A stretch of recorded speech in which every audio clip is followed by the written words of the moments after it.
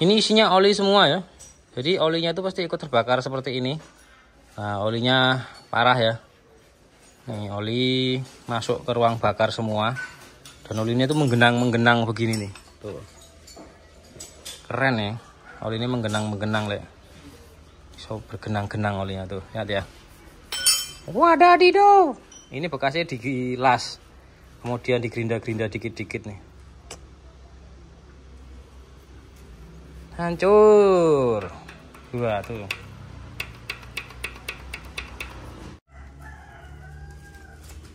Oke, ini kita sudah buka untuk cover valve-nya, kemudian cover timing, kemudian karter yang double duanya. Nah, ini kita temukan kan belum lama dibongkar, jadi kita temukan tuh memang tidak dibersihkan juga. Jadi ya semuanya cuma dibongkar, kemudian dipasang lagi, kemudian klepnya patah, kemudian dibongkar lagi, kemudian dilas-las, kemudian dipasang lagi, kemudian hidup apa adanya. Assalamualaikum warahmatullahi wabarakatuh. Halo semuanya, ketemu lagi sama saya Sungging Trenggono di channel saya ST Mobil TV. Pagi-pagi ini kita ada unit Innova bensin manual transmisi 2010. Nah, beliaunya ini dari Jawa Timur, di Ngawi sana. Kemarin sempat kita telepon-teleponan sebelum kita ambil unitnya. Beliau menginformasikan kalau mobilnya itu pertama itu bocor-bocor, terus kemudian pincang-pincang, berebet gitu, terus berikutnya lagi olinya sering berkurang. Nah, berikutnya lagi kan kita lakukan pengecekan untuk kita ngambil data terlebih dahulu. Jadi kita datang ke Ngawi sana, kita analisa ini mobilnya. Sambil kita analisa waktu itu kan mobilnya berebet ya, tenaganya kurang. Beliau tanya kalau saya bawa ke sana dengan kondisi berebet seperti ini kira-kira gimana. Terus oh ya udah saya cek dulu aja, saya yang ke sana. Setelah saya cek sana ternyata businya. Jadi businya salah satu dari 4 ini itu basah dengan oli. Nah, itu makanya tidak berfungsi pengapian dari salah satu yang tadi itu businya yang ada olinya itu. Jadi tidak maksimal, akhirnya silindernya cuma 3 yang bekerja, makanya mesinnya pincang, tenaga kurang kan gitu ceritanya ya. Terus setelah kita ngobrol-ngobrol di sana, nah ini kasusnya mobil ini ya, awalnya beliau beli ini berarti kurang lebih 6 tahun dipakai beliau sudah. Saya nggak tahu ini berapa lama, berapa tahun setelah bongkaran itu ya, beliau itu ngeluh mesinnya itu ketika RPM 2000-3000 kasar. Terus dibawalah ke bengkel temen, ya bengkel temennya itu lah didiagnosa waktu itu adalah ganti HLA atau hidrolik untuk penyetelan klepnya ya, hidrolik lifternya itu HLA-nya itu, nah itu diganti. Padahal kayak saya cerita itu ganti HLA itu tanpa melakukan pembongkaran separuh mesinnya. Nah beliaunya ternyata dibongkar semuanya sampai separuh gitu kan, untuk ganti HLA-nya itu. Kemudian klepnya juga dibersihkan, kemudian disekir ulang lagi, terus berikutnya lagi HL-nya diganti 16 biji. Saya tanya habis berapa ganti HLA 16 biji itu, saya bilang gitu. Katanya nggak terlalu mahal lah HLA-nya karena beliau belinya online. Terus saya tanya ke dealer untuk HLA satu buahnya itu 500 ribuan. Kalau kali 16 berarti 8 juta untuk HLA-nya aja, kan mendem itu. Terus setelah diganti HLA dengan barang online, dihidupkan, dan ternyata setelah dihidupkan klepnya itu lepas. Jadi ketika klepnya lepas, akhirnya karena posisinya posisi hidup, sehernya itu ngantem sama klep. Jadi klepnya bengkok, terus luka silinder headnya, dibongkar ulang lagi untuk kedua kali. So karena posisinya diakal-akali, kemudian gara-gara HLA itu gantinya harus dibongkar semua dan pemasangannya nggak benar, akhirnya jadi kemana-mana. Ini beliau ya percaya sama temennya, bengkel temennya itu, akhirnya sekarang daripada mobilnya untuk ya bukan malpraktek ini ya, karena beliaunya sudah percaya sama temennya dan temennya juga menyanggupi untuk bisa. Artinya kalau memang kita bisa melakukannya ya kita ngomong bisa, tapi kalau kita nggak sanggup dengan kondisinya itu ya lebih baik untuk amannya kita dan amannya customer kita mendingan Bapak cari bengkel yang memang benar-benar mampu menanganinya dan mampu melakukan perbaikan dengan benar. Saya pun sama ya teman-teman ya, artinya kalau ada mobil yang kira-kira saya tidak mampu menanganinya pasti akan saya arahkan ke bengkel sana aja, karena bengkel sana mungkin alat SST-nya atau alat special tool-nya lebih lengkap dibandingkan saya dan saya tidak bisa nanganin unit itu dengan baik. Karena setiap masing-masing mobil itu punya ciri khas sendiri-sendiri, artinya kita ada kemampuan, ada ilmu, tapi ilmu kita itu kan ada batasnya juga. Enggak semuanya kita bisa lakukan gitu kan. Nah makanya kalau ada beberapa yang konsultasi ke saya, Mas bisa nggak ngerjain Ford ini? Kan saya pernah punya Ford Everest, tapi beliau sempat tanya, bisa nggak ngerjain Ford? Makanya Fiesta segala macam gini-gini kendalanya. Saya bilang kalau untuk Ford sebenarnya kita belum bisa melakukan penerimaan atau maupun servis di tempat kita. Jadi kalau cuma ganti oli sih oke, cek rem sih oke, tapi untuk perbaikan daleman mesin, perbaikan dual clutch-nya itu karena SST kita juga terbatas, kita biasanya saranin ke teman kita yang spesialis untuk Ford gitu, kita ada gitu kayak gitu-gitu teman-teman. Jadi terus kayak AC bisa nggak ngerjain Mas, AC-nya kurang dingin. Sebenarnya kalau dibilang Indonesia itu dibilang bisa, ya nggak bisa itu apa gitu, semua itu bisa, hanya saja bisanya dalam arti yang seperti apa, jangan sampai bisanya itu menyusahkan diri sendiri sama bisanya menyusahkan yang punya mobilnya. Itu harapan kita seperti itu.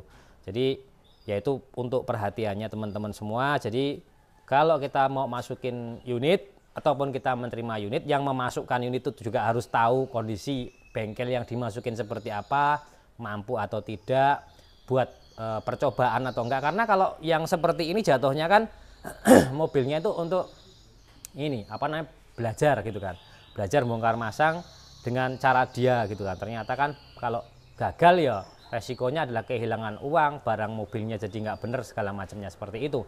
Sedangkan kitanya yang menerima barang mobilnya atau menerima pekerjaan seperti itu, kalau kita tidak ngerti, paham dengan apa yang kita lakukan, yaitu sama aja kita menjerumuskan diri ke dalam jurang kehancuran kan, seperti itu ceritanya. Makanya saya pun kalau memilih kerjaan ya selektif juga, karena kalau enggak bisa ya mendingan enggak, silakan cari yang lain, itu untuk amannya kita dan amannya beliau sendiri. Tapi kalau kita mampu ya pasti ada imbal baliknya. Artinya ketika kita melakukan pekerjaan yang oke, ya pekerjaan kita bagus segala macamnya, kita kasih garansi dan sebagainya, pasti biayanya akan jadi mahal. Seperti kemarin kita ngomong bongkar transmisi itu, ganti koplingnya, ganti olinya dan perbaikan transmisinya itu biayanya 3 juta. Ada yang ngomong di sini cuma 600.000 ganti kelaharnya beres. Nah ini kan tanda kutipnya seperti apa gitu kan, ganti kopling, ganti kelahar, bongkar transmisi cuma biayanya dan jasanya dan kelaharnya itu diganti biayanya cuma 600.000. Itu kalau dipikir, nah terus harga koplingnya berapa, terus harga bongkar jasanya pasangnya berapa, harga spare part kelahar dalam transmisi itu berapa, kok bisa 600.000 itu.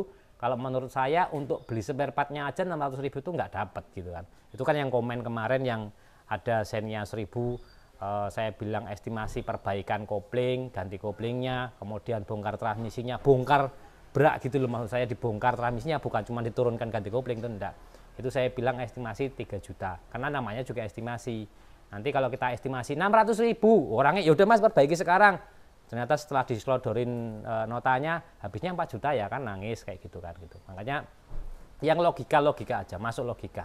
Kalau nggak masuk logika ya namanya orang itu macam-macam lah. Artinya ya ada yang 200.000 beres gitu kan, ada yang 300.000 beres, ya akhirnya seperti ini jadinya gitu kan. Uang 8 juta hilang, akhirnya malah jadi tombok nggak kemana-mana, jadi bongkar pasang, mobil nggak bisa dipakai selama perbaikan, terus barangnya jadi pecah-pecah nih kayak gini nih. Ini ya, oke ini udah dibongkar, tapi lihat nih teman-teman di sini, ini bocor semua. Jadi ini belum lama bongkar informasinya, ini bocor semua, sini bocor ya, bocor semua, karter juga bocor sampai belakang-belakang. Oke, ini pecah. Ini retak, ini retak ya, ini retak, tuh retak. Terus berikutnya lagi yang sini juga retak. Ini kelahar juga kurang bagus ya, ini kelaharnya. gitu. Nih sini nih, anu mas, di flash aja, kalau nggak di flash nggak bisa. Oke, ini adalah lubang intake manifold. Ini ada klep ya, itu batang klep di dalam, dan itu rumah apa namanya, housing klepnya itu kan sudah las-lasan. Terus berikutnya lagi untuk bos klepnya itu juga pecah. Jadi ini kan kemarin udah dibongkar, udah dilas-las headnya, karena apa namanya, yang waktu pas dibongkar pertama kemudian masang klepnya nggak bener, akhirnya pas hidup klepnya lepas, dihantam sama pistonnya, klepnya patah, pistonnya luka, terus cylinder headnya juga luka, rusak. Akhirnya dilas-las, diperbaiki lagi, dan itu ada yang bos klepnya yang pecah itu tidak diganti. Nah itu kita juga, kalau yang kerjaan seperti ini artinya sudah bongkaran 3 kali seperti ini kita juga rada-rada harus hati-hati lagi untuk menanganinya, karena kita nggak tahu ya, artinya mobil ini sudah tidak original lagi. Ini diakalin yang jelas, karena model sudah dielas juga, sudah ada yang pecah juga. Nah ini kita harus hati-hati menganalisanya, jangan sampai nanti kita juga akan terjebak di akibat perusakan yang kemarin gitu teman-teman. Jadi sekarang kita bongkar dulu, kondisinya seperti apa, kita lihat.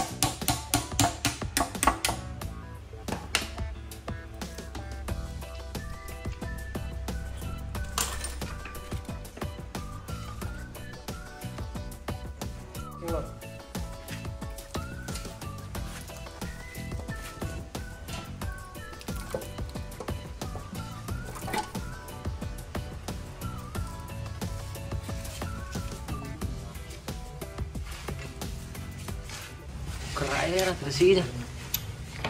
Bersih mana? Bersih sikit-sikit mana tak? Ngeresik cuma dikisik-kisik gitu dok. Sikit-sikit. Ayo. Jasa. Dalamnya sangar banget ya, kerak-keraknya itu nggak dibersihin ternyata kemarin pas dibongkar.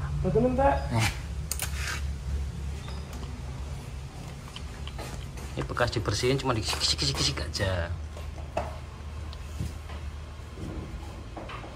Wow, keren.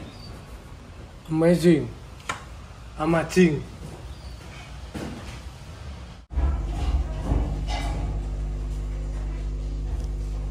Kita buka.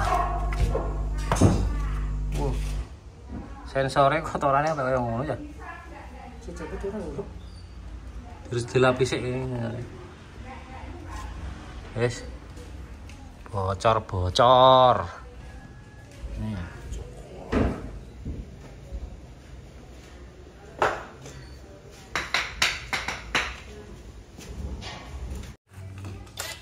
Oke, ini kita sudah buka untuk cover valve-nya, kemudian cover timing, kemudian karter yang double duanya.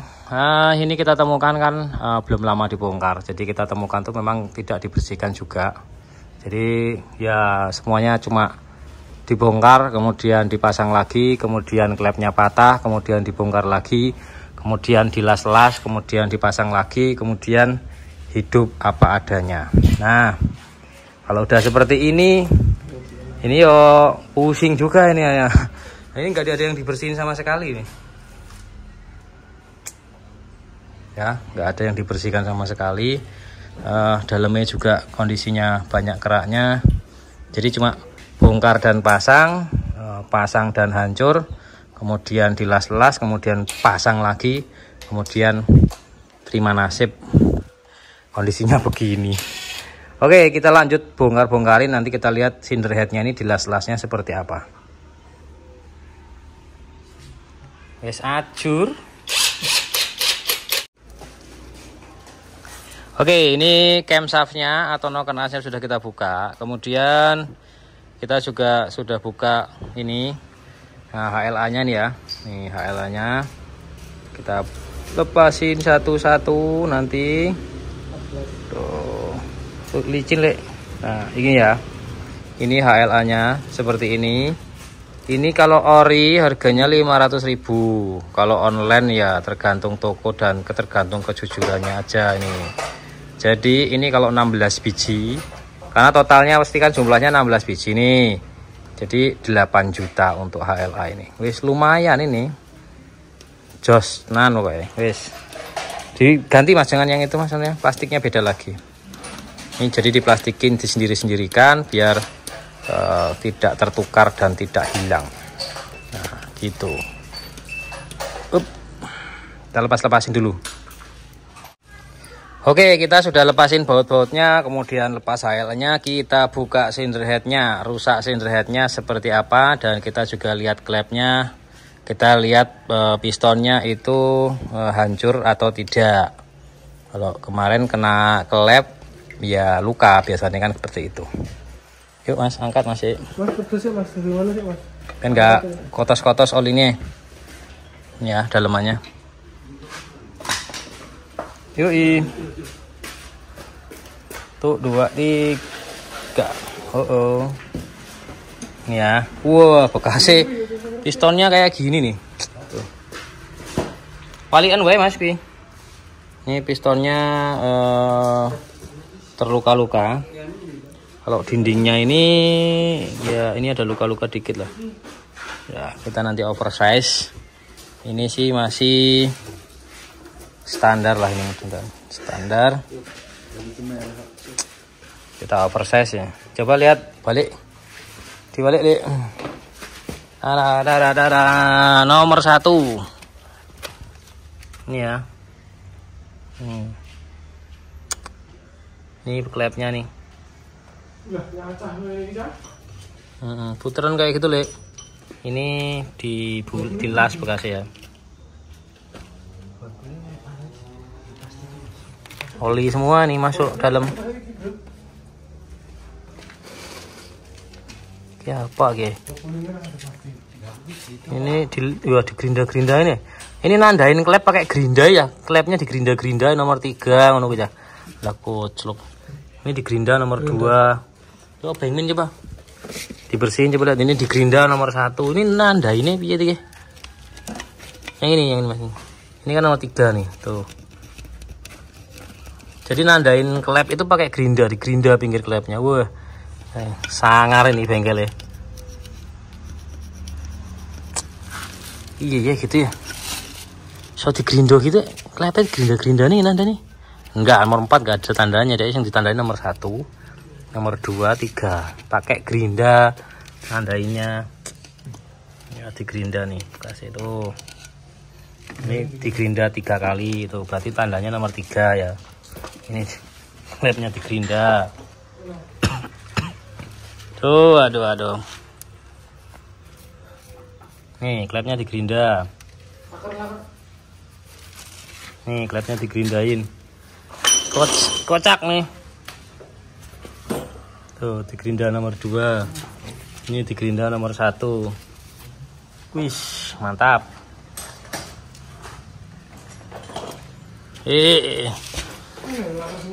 Kita lihat ya, ini luka-luka enggak nih ya, parah banget pistonnya nih. Coba kita putar dulu pistonnya.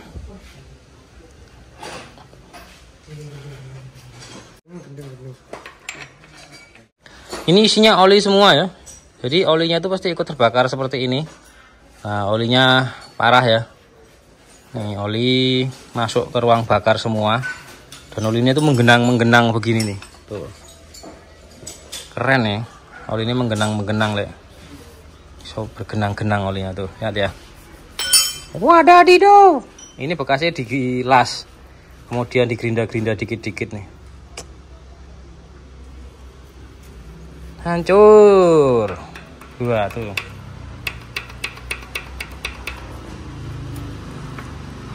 Sama, goyang semua. parah-parah.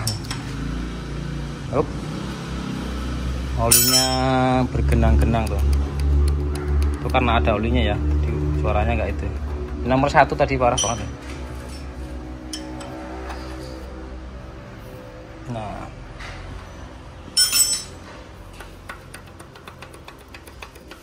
oke, kita bongkarin, kita kasih ke tempat bubut untuk oversize piston. Oke, mesin Innova-nya akhirnya sore hari ini kita sudah bongkar semuanya. Ini blok mesinnya sudah kita bongkar. Ini perintil-perintilannya banyak sekali. Ini juga sudah kita bongkar semua ya. Nih, nah ini tambahannya itu kita undersize atau dibubut untuk askreknya ini. Karena askreknya ini dalam. Ini dalam ini. Ya. Baret dalam. Yang mana tadi, yang ini nih, baret dalam juga nih. Tuh. Jadi ini askruk atau poros engkol atau crankshaft. Jadi nama barang satu tapi sebutannya banyak. Ini kita mau undersize 025 gitu ya. Ini undersize atau ukurannya dikecilkan lagi 0,25 mili. Nah, untuk klep-klepnya yang sudah dibongkarin ini klepnya ya. Klepnya nanti kita cek ulang lagi besok. Mudah-mudahan klepnya ya masih bisa dipakai. Ini yang nomor 1 yang jelas diganti nih ya, karena ini sama ini yang asli ini. Nah, kayak gini ini. Nah, ini beda ini. Oke. Ini kan bekasnya nabrak kemarin, ini jadi baru. Klep 2. Terus bos klepnya yang pecah berarti kita akan ganti juga. Untuk bos klepnya ini besok kita bawa ke tempat bubut. Nah, kita mau ganti bos klepnya. Ini kita lihat coba sini.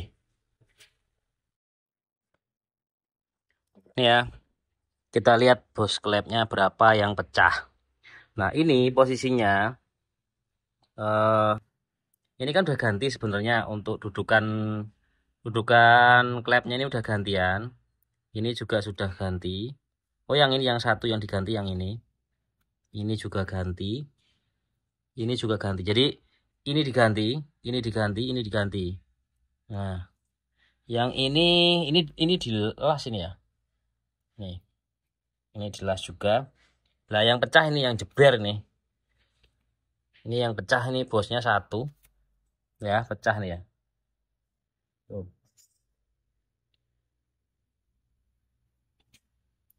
Tuh, pecah. Jadi yang ini bos klepnya pecah 1. Nanti yang lain coba nanti besok kita bersihkan. Kemudian ini businya ada di dalam. Jadi ini pemakaian busi yang bukan peruntukannya untuk Innova, makanya dia di dalam seperti ini. Ya, harusnya dia nongol dikit, ini di dalam. Nah, gitu teman-teman. Jadi memang ya kondisinya seperti ini. Nah, ini kita mau perbaiki sebisa mungkin kita perbaiki ya.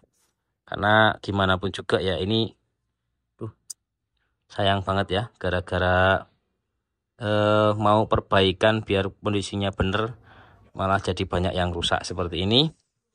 Oke. Kondisinya untuk Innovanya seperti ini. Kita sudah bongkar-bongkarin semua. Besok tinggal kita buat ke tukang bubut. Terima kasih yang sudah subscribe, like, dan komen. Semoga video ini bermanfaat. Saya Iri, wassalamualaikum warahmatullahi wabarakatuh. Oke, kita masih ngelembur-ngelembur. Ini tarunanya sudah naik. Mudah-mudahan besok bisa hidup. Kalau mobil-mobil yang belakang ini masih... Ini Avanzanya mau bongkar separuh karena ngelitik-ngelitik terus, kemudian bocor-bocor semua silnya. Jadi kita ganti sil-silnya semuanya, termasuk coolant-nya atau namanya apa namanya, pendinginnya itu juga perlu permajaan. Belakangnya